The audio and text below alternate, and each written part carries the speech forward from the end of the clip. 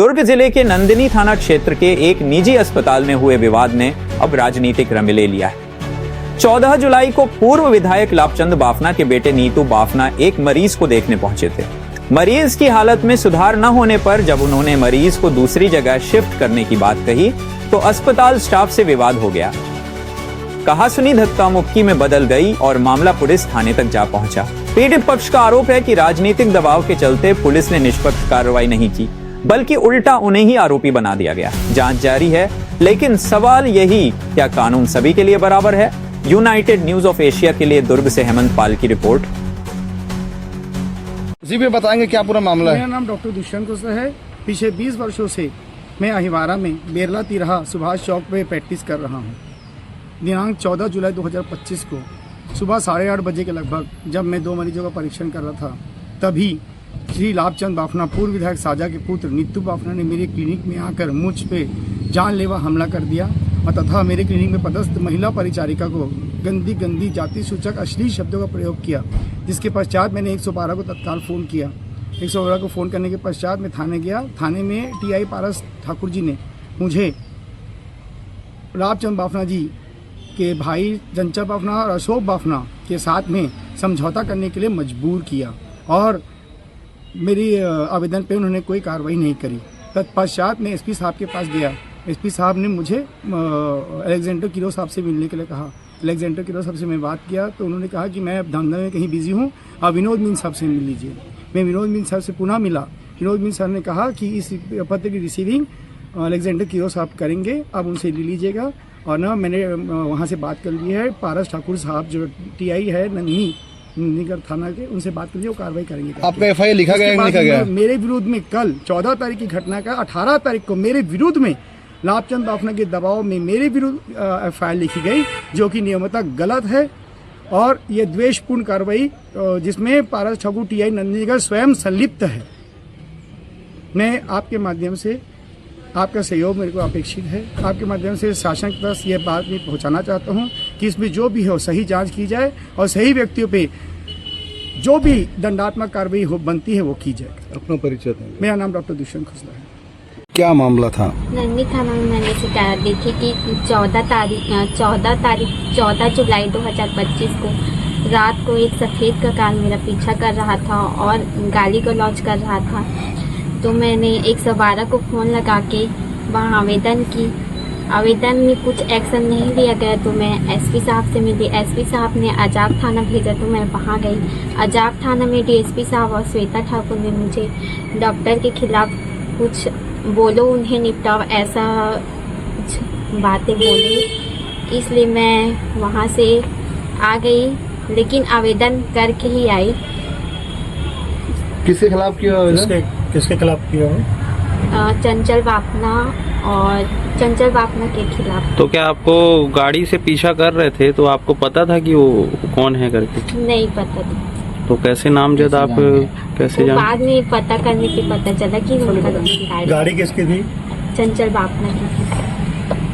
14 तारीख की बात है। वहाँ पर एक अशोक साहू पूर्व पार्षद और संदीप शर्मा नगर पालिका का कर्मचारी, दो वहाँ पर एडमिट थे। तो उनका एक दोस्त होने के नाते से नितेश बाफना वहाँ गया। वो फोन करके बुलाए तो नितेश बाफना वहाँ पहुँचा और देखा कि ड्रिप चढ़ा हुआ है। तो नितेश ने व्यवहार के हिसाब से बोला, अरे तुम लोग को ड्रिप चढ़ा है? तो एक जन बोल दिया कि यार मेरे को 2-3 दिन हो गया, तबीयत ठीक नहीं लग रही है। तो नितेश ने इतना ही कहा कि अगर तेरे को बाई दवाई यहाँ पर सूटेबल नहीं लग रहा है, सूट ही नहीं हो रहा है, तो डॉक्टर विनीता कोठारी है, विशेष कोठारी दुर्ग में, वहाँ जाके तू इलाज करवा ले करके। इसी बात को लेकर वो डॉक्टर दुष्यंत खोसला मेरे ग्राहक को तू भड़का रहा है करके हाथापाई चालू कर दिया। उन्होंने जब 1 हाथ 2 हाथ मारा तो नितेश ने भी उसके बदले में 2-4 हाथ मारा और 2-4 हाथ जैसे ही मारा तो वो वहाँ पर डॉक्टर दुष्यंत खोसला गिर गया और गिरने के बाद में सब्बल लेने के लिए दौड़ गया। तो उस बीच में अशोक साहू और संदीप शर्मा नितेश को वहाँ से हटाए, बोले तू घर जा, जो भी होगा देखेंगे करके। वो शब्बल लेके आया और अशोक साहू के ऊपर में हमला कर दिया कि बोले तू नितेश को यहाँ से हटा दिया और उसकी गाड़ी को तो तहस नहस कर दिया। बाहर में जो गाड़ी खड़ी थी उसको तहस नहस कर दिया, सब्बल में मार मार के, बहुत निर्मम टाइप की मारा। वहाँ पर जितने भी बाहर में जो लेबर लोग खड़े थे, बहुत भीड़ इकट्ठी हो गई।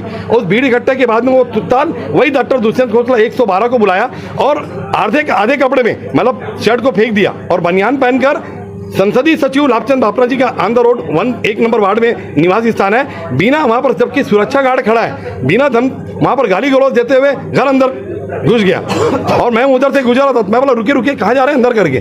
तो मेरे को साथ में अब बदसलूकी टाइप की बात किया, अभद्र व्यवहार किया और मेरे को भी धक्का देते हुए वो घर अंदर घुस गया, जिसकी मेरे पास वीडियो क्लिपिंग भी है। और घर अंदर घुसने के बाद में धमकी चमकी देने लग गया कि मैं सब्बल से ही तुम्हारे बेटे को काटूंगा, तुम्हारे बेटे को मारूंगा।